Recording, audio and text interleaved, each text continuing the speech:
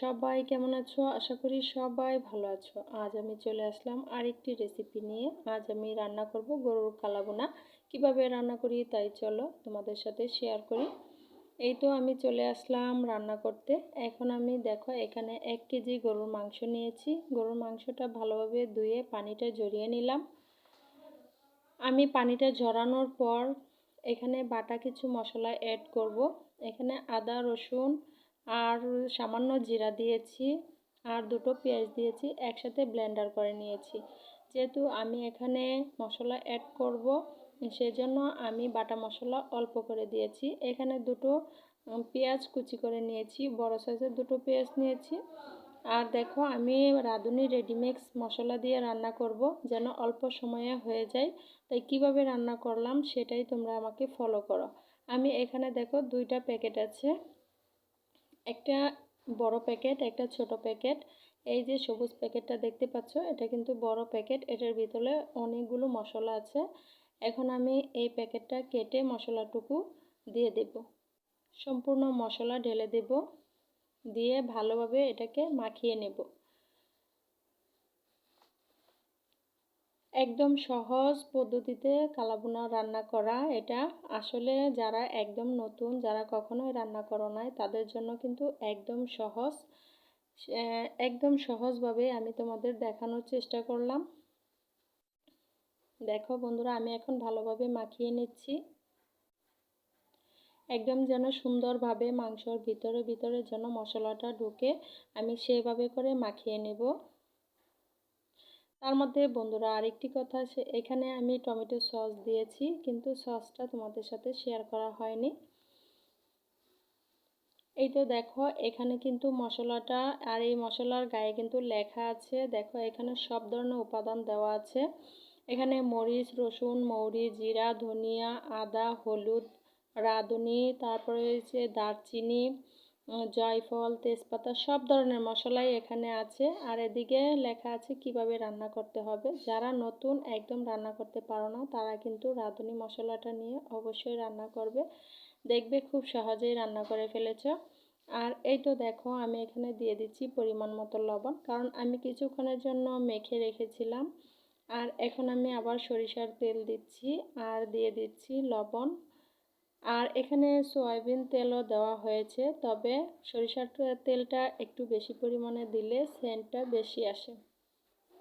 এখন দেখো আমি ভালোভাবে মেখে রেখেছি, এখন চুলায় দিয়ে দেব।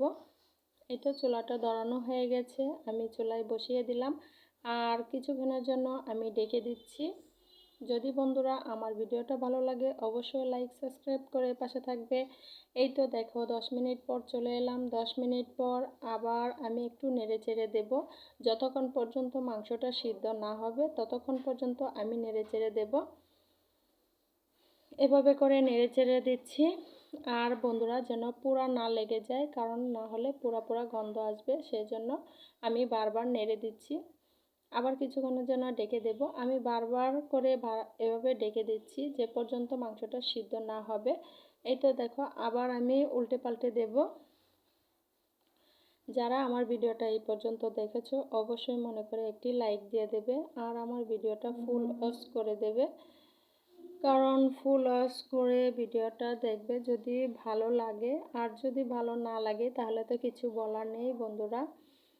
আর আমরা সবাই চাই সবার পাশে থাকতে, সবাই সবার পাশে থাকলে আমরা এগোতে পারবো। সবাই এই কথাটা মনে রাখবে, আমি প্রত্যেক ভিডিওতে এই কথাটা বলি। আর এদিকে দেখো আমি মশলাটা দিয়ে দিচ্ছি, ছোট প্যাকেটটা। এই ছোট প্যাকেটে যে মশলাটা আছে এই মশলাটাও কিন্তু দারুণ সেন্ট আসে, সেজন্য এই মশলাটা দিয়ে আবার কিছুক্ষণ আমি ডেকে রাখবো। দেখো মাংসের কিন্তু আস্তে আস্তে কালার চলে আসছে। আবার কিছুক্ষণ পর আমি ঢাকনাটা খুলে আবার নেড়ে দেব, কারণ মাংসটা যেন নিচে দিয়ে না লেগে যায় সেজন্য আমার খেয়াল রাখতে হবে, না হলে পুরো গন্ধ চলে আসবে। দেখতেই পাচ্ছ বন্ধুরা আমি কিন্তু বারবার করে নেড়ে দিচ্ছি। আর যতক্ষণ পর্যন্ত মাংসটা সিদ্ধ না হবে ততক্ষণ পর্যন্ত আমি এভাবে ডেকে দেব আর একটু পর পর নেড়ে চেড়ে দেব। আমি কিন্তু এখানে সামান্য একটু পানি দিয়েছিলাম মাখানোর সময়, এরপর কিন্তু আমি কোনো পানি অ্যাড করিনি। এই তো দেখো আবার আমি নেড়ে চেড়ে দিচ্ছি। কিছুক্ষণের জন্য আবার ডেকে দিয়েছিলাম, এখন আবার নেড়ে চেড়ে দেবো। আস্তে আস্তে মাংসের কালারটা কিন্তু খুব সুন্দরভাবে চলে আসছে। সত্যি কথা বলতে মোবাইলে কিন্তু আসলে কালারটা ততটা আসে না, যতটা কালার সুন্দর হয়েছে সেই কালারটুকু বোঝা যাচ্ছে না। আর যারা নতুন রান্না করতে পারো না তাদের জন্য একদম সহজ উপায়, আমি আবারও বলছি একদম সহজভাবে রান্না করতে পারবে এটা। দেখতেই পাচ্ছ কালারটা কত সুন্দর হয়ে এসেছে, আর মাংস থেকে তেলগুলো ছেড়ে দিয়েছে, তার মানে মাংসগুলো সুন্দরভাবে সিদ্ধ হয়ে গেছে। আমি এখন চুলাটা বন্ধ করে দেব, কারণ আমার মাংস রান্নাটা হয়ে গেছে। আসলে কালারটা কিন্তু এখানে দেখা যাচ্ছে না, কারণ মোবাইলের লাইট ধরানো, সেজন্য। আমি ঠিক আছে তোমাদের দেখাচ্ছি যখন আমি এই মাংসটা মানে কালারটা কতটুকু এসেছে সেটা দেখার জন্য আমি মোবাইলের লাইটটা বন্ধ করে দিচ্ছি। বন্ধ করে তোমাদেরকে দেখাচ্ছি। এখন আমি দেখো একটা বাটিতে উঠিয়ে নিলাম, নিয়ে এখন আমি মোবাইলের লাইটটা অফ করে দিচ্ছি। দেখো, এই তো দেখো কত সুন্দর কালার চলে এসেছে। যদি বন্ধুরা আমার ভিডিওটা ভালো লাগে অবশ্যই তোমরা লাইক সাবস্ক্রাইব করে আমার পাশে থাকবে। আমি আবারও বলছি বন্ধুরা, দেখো কত সুন্দর হয়েছে আর দারুণ হয়েছে, খেতেও কিন্তু দারুণ হয়েছে। আজকের মতো ভিডিওটি এই পর্যন্তই। বন্ধুরা সবাই ভালো থেকো, আমার সকল ভাই ও বোনেরা সবাই ভালো থাকবে, সুস্থ থাকবে। আল্লাহ হাফেজ।